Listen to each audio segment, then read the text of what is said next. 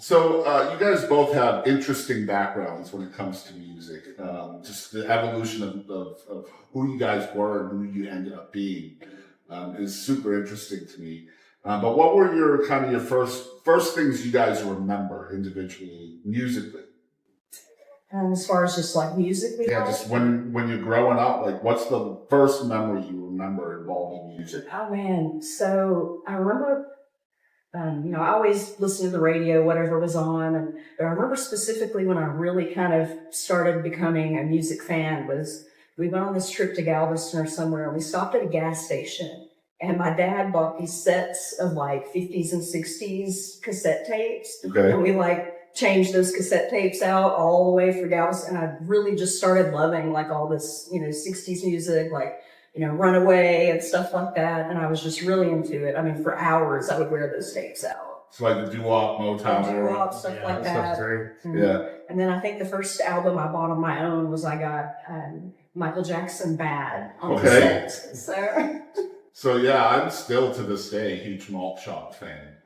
Like I have a playlist on my YouTube. It's just nothing but Malt Shop stuff. Yeah. I have the American Graffiti soundtrack on record, and that was my jam. Yeah. Is that where you're? Records, yeah. I always had a bunch of records. My dad collected them and just piles of them everywhere. I listened to every single one of them. I loved what it did. We used to just sit there and get into a world. And so it didn't matter what it was. I was like, yeah, let's hear it. And he had like Stevie Wonder, Chicago. Tijuana Brass and stuff like that. Wow. Herb Alpert. Yeah, it was great, man. That was one of my early ones too. My dad was a brass player, and so he loved, all things Herb Alpert, Doc Severinsen, stuff like that. Glenn Miller. Glenn Miller. That was my dad and I are a big band. And we connected over that a lot, and then I kind of got in trouble because I started trying to be like DJ Charla and like record scratching, his records on a regular record player. I can't see that at all. That was some of my early. I watch your live shows, and your hands are everywhere. And your feet are everywhere. So like I completely see that. That was one of my early experimental techniques. Everybody did it. It was a terrible idea. Terrible idea. See, I was trying to do that with CDs. It just doesn't. It doesn't look the same. Yeah. You gotta spin it really fast. It doesn't work at all. So growing up, I feel like, especially when you're a creative mind, your creativeness, your artistry is kind of shaped by what's around you, right? Whether it's your parents, your brothers and sisters, your friends, whatever. What are some lessons that you guys still hold true today that you learned from your mom and dad? Even if it was an indirect lesson, it wasn't something they were trying to teach you, but it is something you learn. Well, Dad had quite a work ethic.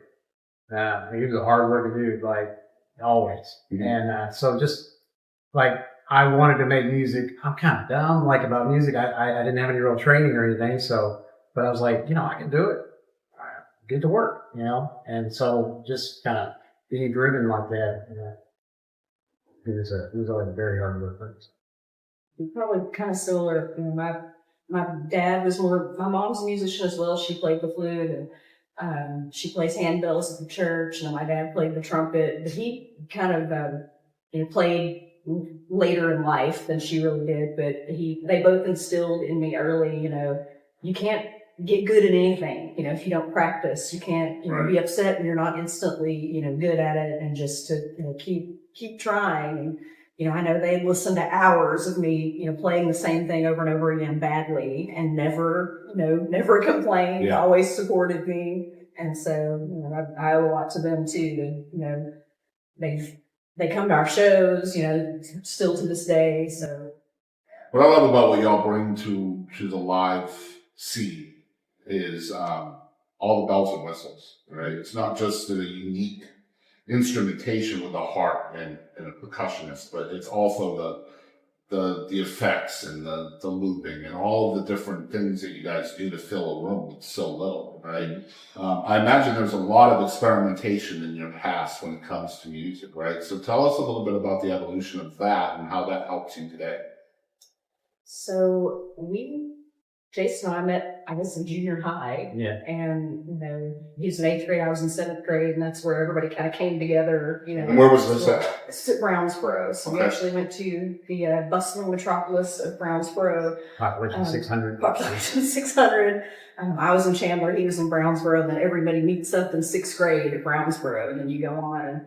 And we started playing music in high school and experimenting with what we could do. Like he would write some lyrics and I would try to, write it. I played piano. It was my first instrument before I took up the harp. And so back then, I'll back up a little bit, in Brownsboro, I think they do have a string program now, but back then they did not have strings. There was no violins, it was, flutes and brass and, woodwinds and percussion. And there just wasn't a string program, so playing the harp did not occur to me back then.